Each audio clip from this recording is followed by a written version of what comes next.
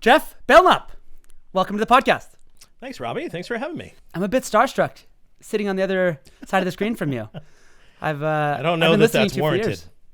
It's warranted. I've been listening to you for, let's see, the CISO vendor relationship podcast, Defense in Depth.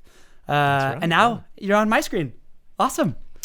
And now here we are, the mnemonic security podcast. Let's see if we can make this famous. Nice. Oh, cool.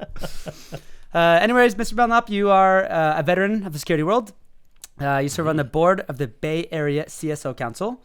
You've been the CISO of Slack, Palantir, and today I have the pleasure of interviewing you as the CISO of LinkedIn. And you have a dog, a very cute dog named Atlas. I have. That's right. Yeah. Well, you've done your research. This is well researched. Oh, I'm disappointed I didn't bring the dog, but maybe next time. I was actually hoping you would, but next time. All right.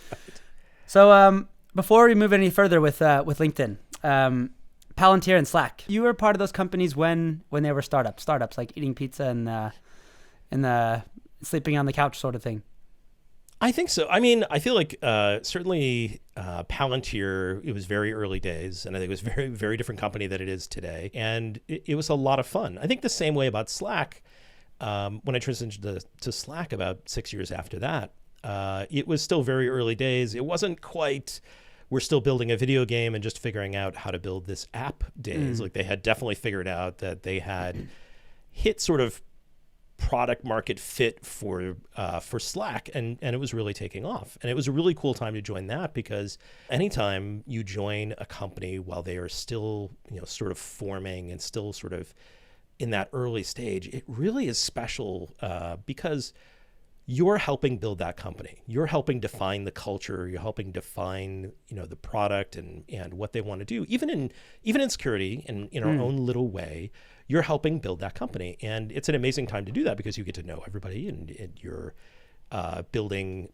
as much a tight-knit family as anything else. And families fight and disagree, and we certainly did that. But I think we also are all really proud of the work you put into those things, and you're proud when they turn into something special. And I think with any of those startups, it's just a really fun time if you're an entrepreneurially minded person in general. I think I'm not sure if it was your podcast.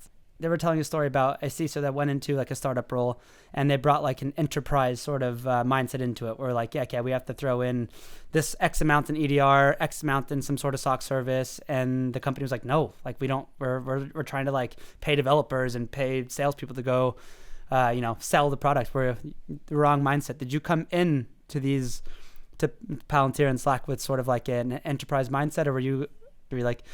Was that new for you to have to like balance? I think it's new to everybody. And I think certainly when I started CISOing, almost 12 years ago now, you learn to ask a lot of questions quickly that help you get into the mindset of, what does this organization need? What are they going to need to be successful? Like, yes, every organization would benefit from spending infinity dollars on EDR and a SOC or a detection and response team or a detection engineering team that's SOC-less, and millions of dollars on a SIM or hot and cold data storage so that you can search things, and training, and maybe an application security program, or maybe a bug bounty, or any of these things. Those are all really good things, and almost every organization can benefit from those. But you can't just roll in with this roadmap of all these things you've done before that might have worked in another company and just expect that it's going to work at your new company or at your new organization, because every organization's goals are different. Every organization's needs, and this is what's really important, the needs are very different. And then what it all comes down to, the great limiter, every organization's resources are limited. So you have to find the magical balance, especially as a senior security leader, of how do you balance the needs, the wants, and the resources with the threats, the risks, and sort of the regulatory and customer needs, or your member needs, to build a security program that's going to help that organization grow and thrive and be successful. Because ultimately that's what you need if you're adding value either to your customers or to your members, or if you're a nonprofit or a healthcare organization, you are building a successful organization, hopefully hopefully, so that you can add some value to someone else in the world. And that's really where the complexity of the role comes into play. Very well said. I was listening to one of your more recent episodes of Defense in Depth, and you were talking about the hiring process for CISO. I don't think it was you, but somebody on the interview was like, yeah, if you have to have more than 4 interviews, that company may not like be ready for you. They really don't know like where you fit in. So I have to ask you, how was the process from you going to that startup to LinkedIn, which wasn't such a startup anymore at that point?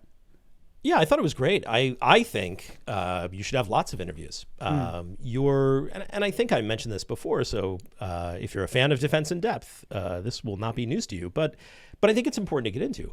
Anytime you're going to take a senior role, anytime somebody is going to look at you or choose to invest in you as someone who is going to take on an enormous amount of accountability and responsibility, and security roles, just like trust and safety roles or any kind of role of high importance where your main aim is to protect members and customers and the business and all the employees that are counting on that business to employ them and provide for their families, that's an enormous responsibility.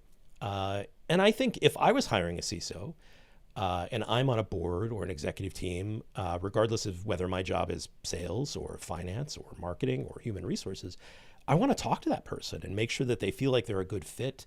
They feel like they're going to add to the culture, that they have a mindset that you think aligns to the way that, or even if it doesn't align, that adds value to the way that everyone else as a leader in the organization is thinking about how do you make sure that this is a success. If you're on the other end, if you're interviewing, it's really important to also want as much exposure to as many of those people as is necessary for you to make a choice. And really, when you're an executive responsible for something as important as security, and not to say security is any more important than any other executive role, but when you're in this chair, this is a relatively new role, Chief Information Security Officer. It's not settled law what you are or aren't responsible for or accountable for in the eyes of these shareholders, in the eyes of the board, in the eyes of the law, criminally and civilly. So there's a significant amount of personal risk you might be taking by taking that role.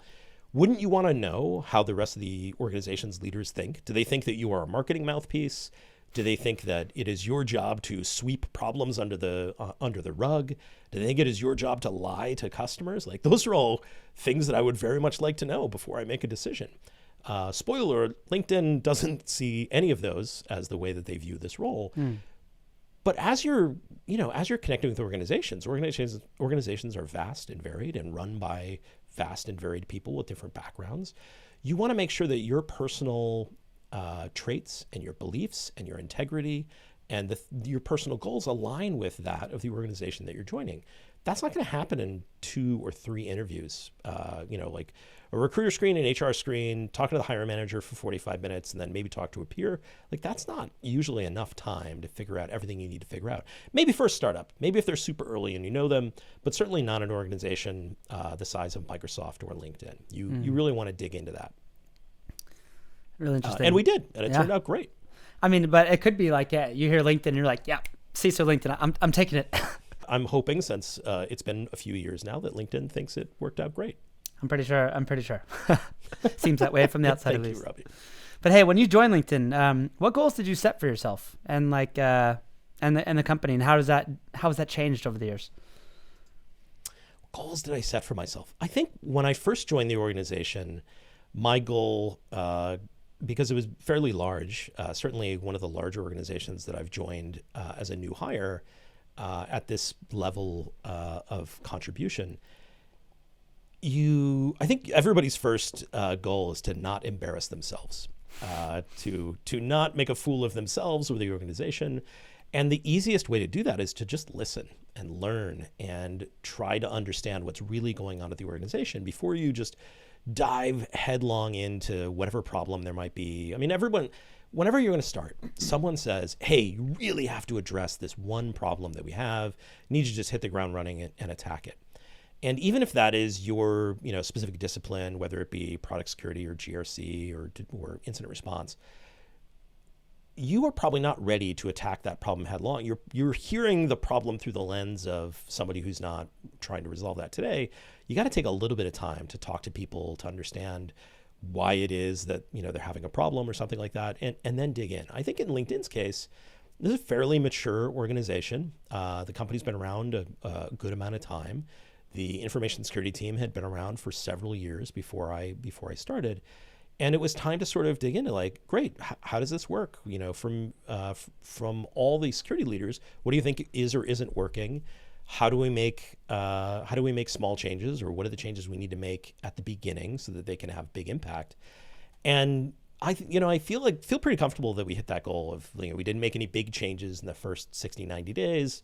The team I was working with, we got to know each other a little bit, got to understand what are the actual pressing issues of the organization. You'd be surprised how many things are different from security's level to like sales or product engineering's perspective. And until you really understand that, you can't really understand how to add value. This is like what you said, why you don't just roll into an organization with like, well, we're going to rip out all the EDR and replace it with something new, because I've used it before. Because chances are, you'd have to buy a lottery ticket. It'd be about the same odds that was the right decision that you just landed on randomly from the beginning. Right. I think the other thing I was looking for is just like, understanding what our members and our customers want. What, if anything, so we're an independent subsidiary of Microsoft, what, if anything, Microsoft is looking for us to accomplish, and to just spend the time figuring out, how are we going to get that done? And then I recommend always join a team full of amazingly talented people that make you feel like you are not the smartest person in the room, because it will challenge you and it will be a blast. And I think LinkedIn has definitely delivered on that, like many other organizations that I've joined. Lay low and listen. I wish you would have told me that like Exactly. 15 years ago. Would have done me a lot Well, of good. yeah, it's a good strategy. You can't always do it, but when you can, it'll feel real good. I will take that into account moving forward, Geoff. Your current role, what are your priorities today? I think today I've been here about just over 3 years, and where we are today is dramatically more mature than where we were 3 years ago. The team that I walked into has grown and has evolved and has learned, and I've learned from them, and it's been great. Where we're looking at today is it's very different from a startup, where a startup is like, it's all 0 to 1. You're trying to build something where there was nothing. A established organization, especially like LinkedIn, and especially LinkedIn and partnering with Microsoft, very different from a maturity perspective. So today, the stuff I get excited about is very different than what I get excited about in startup land. In startup land, you're like, oh God, someday we're going to build a SIM, and it's going to be glorious, and it's going to be valuable. And in an organization that's a little more mature, like LinkedIn, that's a little more established, you're saying, wow, we're really going to set some metrics aggressively and work hard to sort of improve on those things, whether they be SLAs or whether you're trying to, pivot to more mature conditional access technologies, whether you're trying to up-level your zero trust or your network access control if you haven't made it that far. Those are all really exciting things, but they're really mostly exciting if you're a more mature organization. So I think the things that are exciting to me today are every time we move a metric a couple of points, I get really excited, because at the scale that LinkedIn is at, moving a metric, whether it be an access control metric or a risk management metric or something like that, it's significant when you're talking about hundreds of thousands of workloads of servers, when you're talking about tens of thousands of employees or thousands and thousands of engineers. Making any kind of material change at scale, it is on par with building a small business or building a small business unit inside a larger organization. But I'll tell you, it's not any less rewarding. It's very validating, and it feels really good to change a culture, change a policy, shift people to the side of, getting security out of their way and making security more of an enabler of the business. Even when you have a mature program, you can always make improvements to those kind of things, and the organization will always appreciate it, and it will always feel great. Is there any any main challenges that you can think of to move those metrics just that little for all these different things that you have control of? I'm sure you have lots of teams doing different stuff. Look, LinkedIn is not encumbered with the same resource constraints that a small startup might be. We're a really established organization. We can put money and people behind most problems without much discussion. Like we are not resource constrained the way that a startup that is just trying to build a business is. And that's fantastic. It's great when we can put resources behind a strategic issue or a top risk or something like that. But sometimes that cuts both ways. Just because I can muster a bunch of people, or I can muster my executive team to be supportive of taking a dent out of a big risk that's been open a while, or something that we've been thinking about wanting to improve after a while, you still have to have a plan about how you're going to use those resources. You have to have a way that you're going to measure that. You have to understand how you're going to manage that problem at scale. And like, just the scale of LinkedIn, like, look, there's 850 million members on LinkedIn, at least last time I checked. Could be wrong. But when there's 850 million of anything, you have every little problem now becomes a big problem.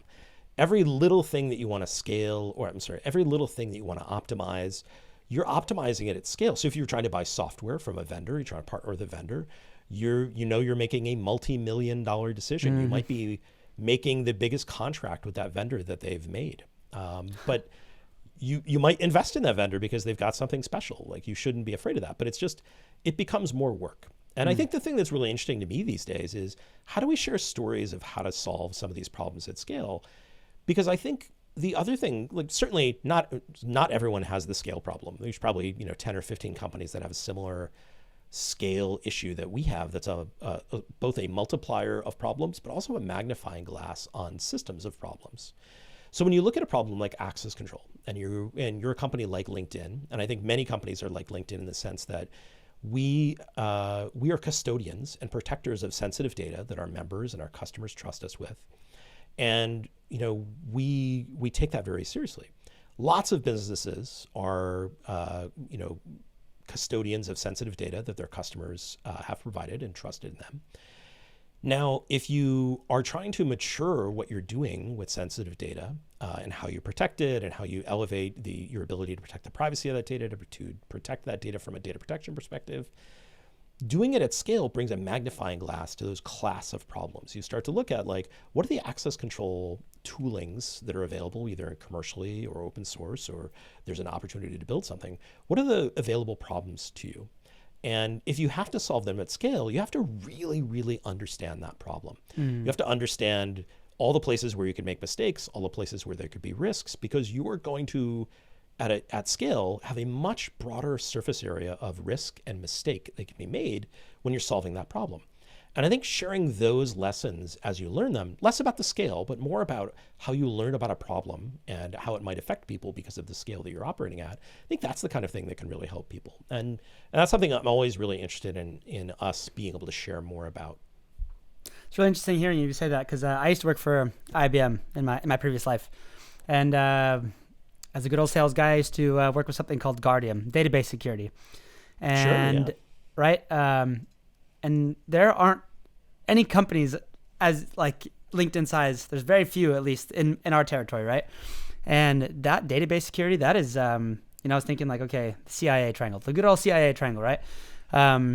Confidentiality, integrity, and availability, both at right. Palantir, Slack, and LinkedIn. Those are very important, right? Most companies are just like, yeah, availability, here's my money, protect me from ransomware, and we're good. But that's a very hard job to protect all that sensitive data. Like for Palantir, for example, like, you have extremely sensitive data in there, and the integrity of it's extremely important. And the availability, obviously, if they can't access it, then you don't have a product, right? So yeah, when you say, I really resonate with that whole problems at scale thing, because that is I'll just rephrase that question. How do you protect all those messages, all the sensitive messages that I have on LinkedIn in my phone? How do you go about doing that? That's crazy.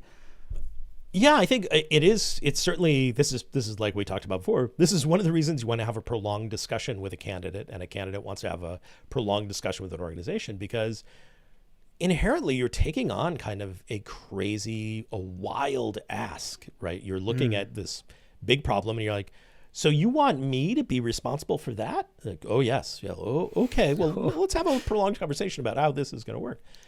How do you do it? How you do it is you identify the problem. You try to understand the problem in its purest sense. Like, what are you trying to do? And what have you already solved, right? Usually an organization like Slack, for example, they've already solved, how to onboard that data, how to store it, where to put it, how to make it accessible to customers. You want to see, like, are there any availability problems that we haven't solved yet? Do we have to protect against that? No? Okay, great. So now we're just talking about access control and auditing and privacy. Like, how are you going to make sure that you've identified the right risks and threats to the organization or that data? Then you want to start, so you're going to do a threat modeling exercise to sort of see what's in our risk model or what's in our threat model. So what are the kind of issues that we are expecting to encounter? What are we actually going to protect against? You're in many cases, a Slack or a LinkedIn is not designing to protect against, armed attack or something like that. You're protecting against digital theft or abuse or someone internally misusing that data. And you start to look at what controls do we already have in place? What can we extend into that organization? And you can do that work. And it's honestly fairly straightforward, because at the end of the day, you're going to get a list of things that you need to do. And then you're going to move on to the next step, the next key ingredient to solving a crazy, wild problem like how to protect data at this scale. You're going to go find people that are passionate, that are motivated, that are excited about solving a problem like this. Maybe they have experience solving it at scale, maybe they don't.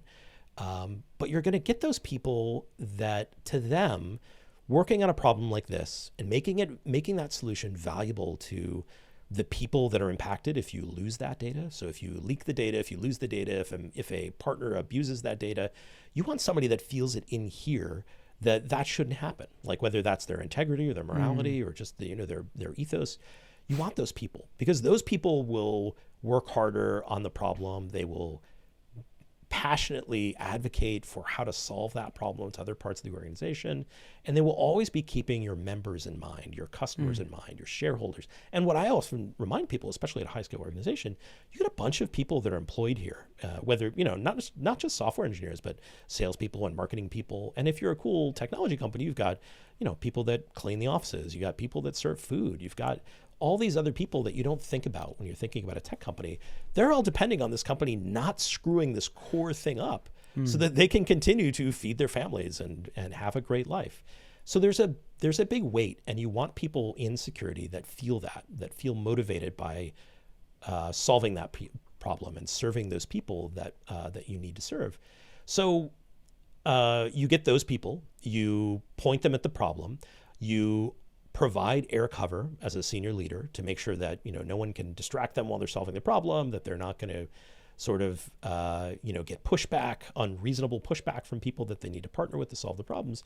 And to some extent, you get out of their way and let them solve those problems, and you collect data about how you're doing it. You sort of measure what it was like before and after, and you celebrate the success, or you celebrate the failures, and you learn from them and pivot so that you can have more success. But one of the most important things is you also weave a narrative for the organization, from executive team down to frontline engineers or frontline employees, about why you're solving this problem, why we're not building some new product right now because we're trying to solve a problem, or why we are building a new product because it solves a privacy problem or a data protection problem, or protects us from maybe an issue we've had in the past. And then my job becomes sort of chief storyteller. Trying to explain to people in whatever way resonates best with them, that they can connect with best, why we're doing all this work in the first place. And then certainly why I'm spending all this money on very talented, skilled, passionate people. But it, like I said, it's straightforward. You find the right people, you find the right problem, you find the right solution, and you just go for it. And then you try not to be too hard on yourself when you fail the first couple of times before you land on the thing that really does it. I just gave you a very large and almost impossible, very long question to answer, and you just like motivate. I'd love to come work for you. That's why you're the right man for the job. I appreciate it. We're always looking for good people. Yeah. But speaking of good people, sales guys. I was looking at the app and checking out all the tabs, right? I've been a LinkedIn user for, I don't even know, like 6-7 years. Sales Navigator, right? All the bells and whistles.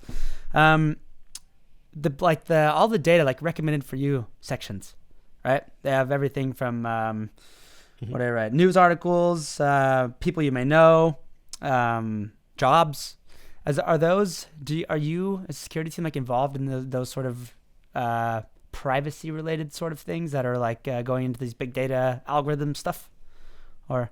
Sure, we're involved in it. I think, certainly at an organization, again, the scope and scale of LinkedIn, you have a much broader community of people that are involved in solving those problems. So for me, while I'm involved, I'm a stakeholder, and we have a broader trust organization that is loosely coupled as, the trust and safety team, the privacy engineering team, the trust engineering team, security engineering, legal, a bunch of people that are again are really committed to making sure that these problems are solved.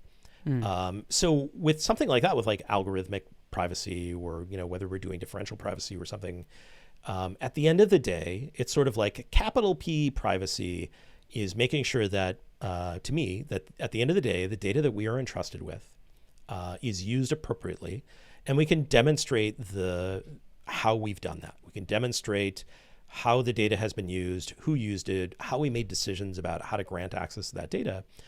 And the great thing about working at LinkedIn is there are a lot of people that are passionate about solving those problems and continuously improving on them. And it's not just security, or it's not just a privacy team that's responsible for that. Everybody feels like they are stakeholders, that have skin in the game to make sure that we're doing that correctly. And I think LinkedIn sees the value in that and is constantly working towards improving. So with all these things you have going on and all the great people you have working for you, how do you spend your day? How much time is spent on, talking to the board or talking to your team versus doing things like this, speaking with externals? Well, I think this is still part of my job. Like I said, we want our members and our customers to understand that we take this seriously. We're a very trusted brand, and we take the fact that people trust LinkedIn, especially to do their business, to provide economic opportunity for them, to find jobs, to find sales leads, to make connections on internships or nonprofit work or whatever it might be for them, to reach their target market, to sell something. Like, those are all really valuable things. And we think that's important. And we want people that might want to work with us, like you, Robbie, to hear about that and to see what it might be like, both culturally, or what are the problems like to come work with us at LinkedIn. When we're not talking about what it's like to work here, we're doing the real work of doing the work that's required to work at LinkedIn. Most of my day is spent, fortunately and unfortunately, in meetings. And we're talking about, problems we're trying to solve. How do we move projects forward? How do we prioritize? What projects do we want to prioritize? I'll spend any given month, which is probably the way I look at my shortest stint of like recurring meetings that I'm focused on. Any given month, I'm spending equal amounts of time with privacy, with trust and safety folks, with my legal team. And I'm spending a bunch of time with my go-to-market teams, right? I want to know what my sales teams are doing, what they're planning. I want to know what my marketing folks are planning. I want to know how that pairs with what finance is expecting in terms of what they're projecting, and what parts of the business are we trying to grow. All of that, sort of go-to-market side of the business is really important context for my security team, because the security team needs to know, like, are there any surprises coming? Do we need to prioritize working on a new product? Do we need to prioritize shoring up an old product that might be now becoming a focus of growth? Is there anything that we've known about for a while that hasn't been a super big priority to address, but we know is coming in the next 6 to 12 months, so we can be ready for it? The cloud, or we might be working on in terms of detecting malicious activity together. There are cases where LinkedIn is working on, product that Microsoft might adopt and incorporate into some other products that they're using. So we're talking about how do we make sure that that is a secure product, that we are meeting the standard that is required for a shipping sort of shrink-wrapped piece of software versus a continuous integration, continuous development website like LinkedIn. It's a different threshold there. It's very easy to rapidly fix a bug that you find in something like LinkedIn. It's a little bit different story. If you have shipped a piece of software and you need to fix a simple bug, it's a whole different process. So we're spending time talking to our partners, whether they be my partners internally or externally. We're spending time, talking about things that are going on. We might be spending an hour or two during the week talking about what incidents we detected, whether it was, that previous week, or maybe there's a crisis going on we need to address. There's a lot of time doing that. And then there's just a lot of time I spend talking to new hires or interns or just new hires to the organization in general, and making sure that they're aware. If you're a new hire to security, we're making sure you're aware of the high level of responsibility and sort of the impact of your role that you have. If you're a new hire to the company in general, maybe you're part of IT, maybe you're part of a product engineering team, we're talking to you about, like, it is your responsibility to make sure that the product you are shipping is as secure and as private and as trustworthy as it can be when it goes out the door. And you understand how to address that if it turns out it's not later. You need to understand that more security happens outside of security than inside security at a very mature organization. And I'll sort of repeat that. In a mature organization, security happens more outside the security organization than inside the security organization. And that means that people who are building product or working on budgets or working on recruiting candidates all understand the role that they play in the organization to make sure that we are protecting this trust that has been put into us by our members and our customers and our partners. And it is not just my job to handle all that. And I think that is one of the things I really enjoy the most about spending all my days and 8+ hours a day in meetings working on this, because we have a culture where we put a high value on those things, and the work that sometimes feels unforgiving and not so fun sometimes goes towards continuously reinforcing that and reinvigorating that thought that the trust that people have in our brand is one of the most valuable things that we can cultivate. You don't even look tired. I mean, like all these things, that sounds like you have a very long day, but you don't look tired. Yeah. Well, I'll point out this is going gray a lot faster than it should. The bags of the guys are there, but it doesn't feel as grinding as certainly if you pause for a minute as a CISO to reflect on what you've done with your life, making this choice to take this job. It certainly does age you emotionally, and we all need a moment of quiet reflection to recover from it. But here we are. We're doing this, and some of us are crazy enough that we love this job. You at least have a vacation soon, though, right? In August? That's like a state thing. I hope so, yeah. You hope so? Yeah. I just got back from a 3-week vacation, so I'm ready to go back to work. But Geoff, Fantastic. I had the same problem. I had the same problem today as I usually do when I listen to your other podcasts, is that you're always saying so many interesting things, and I must have ADHD because you say something and I just float off. So I'm like, oh, that was really interesting. And then I come back in and then you say something else and I float around.